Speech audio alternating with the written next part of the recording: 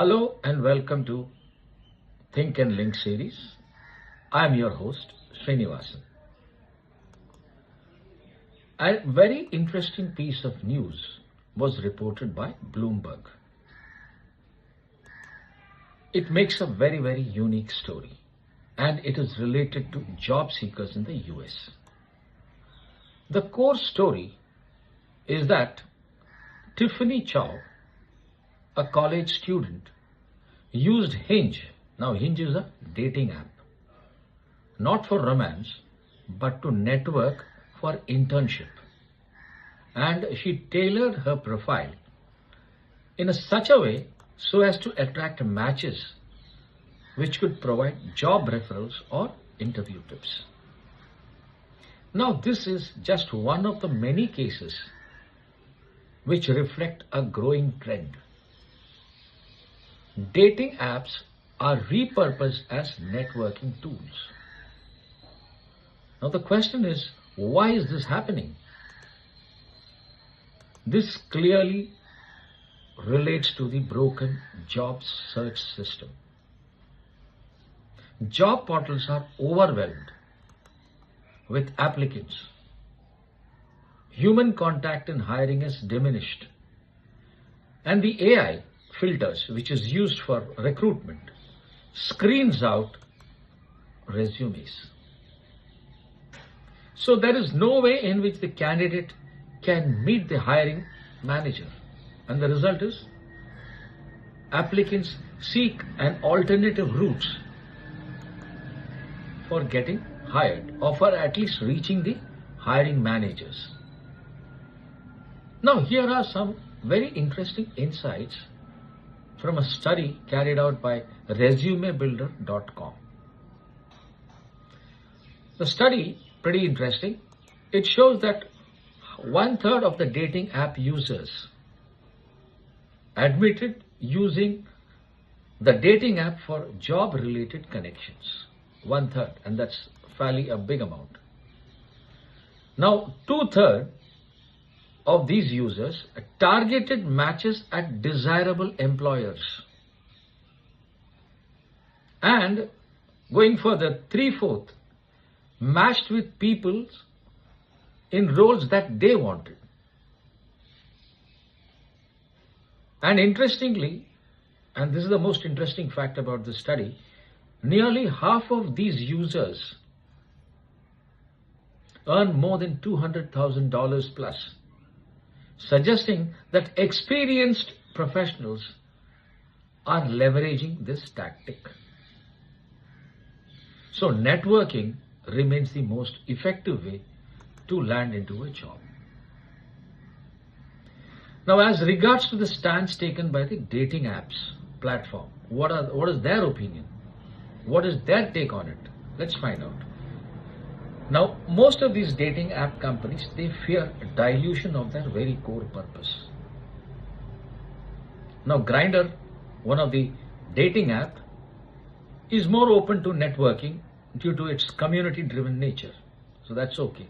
But other apps like Bumble, Hinge, Tinder, they are discouraging their patrons from using their platform for job hunting, saying that their mission is authentic matchmaking and not authentic matchmaking, authentic dating and not commerce. So in short, what is the take from this analysis? So what do you understand or what do you refine from this particular news? The first thing that I would like to say is users are creatively hacking platforms to bypass rigid hiring system. But then you must remember that this blurs the line between personal and professional spaces. It raises ethical concerns and emotional concerns. Secondly, this indicates networking desperation. You may agree, you may not agree to this, but surely this is networking desperation.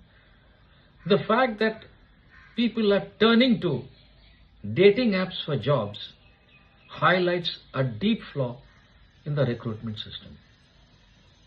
Automation has stripped away human interaction, and this is forcing the candidates to improvise. The third important takeaway is platform identity crisis. Now, dating apps, they definitely risk losing their brand authenticity. How would you like comparing a dating app with, say, LinkedIn? It wouldn't make sense. And dating app, therefore, they do not want to become pseudo LinkedIns. Companies like Bumble and Hinge, they resist this shift to protect their community trust. Fourthly is the socio-economic divide. Interestingly, many of those using dating apps for jobs are high earners. And this suggests less desperation, and it is more about expanding their elite network. That could be the only reason. Now that means this is a classic case of people repurposing technology beyond its intended design. This is similar to you have Facebook groups which converted into a marketplace, TikTok into an educational platform. So this metamorphosis which is taking place, probably this is what is happening with the dating app also. Now my take on this particular whole happenings, which is happening in the US, and very shortly it could definitely come into India too, is that this is clever, but this is not sustainable. This is a very creative app, but only a small, clever subset users are using this. The real issue is not dating app. It is the symptom of a broken hiring system, which has dehumanized this hiring process. This dehumanizing is because of the algorithms which filters out, and the applicants are made to feel invisible, and they have to naturally seek unconventional routes to reach out to the hiring managers. But remember, ultimately networking wins, whether it is through LinkedIn, alumni group, or even dating apps. Personal connections remain the strongest currency in a job market.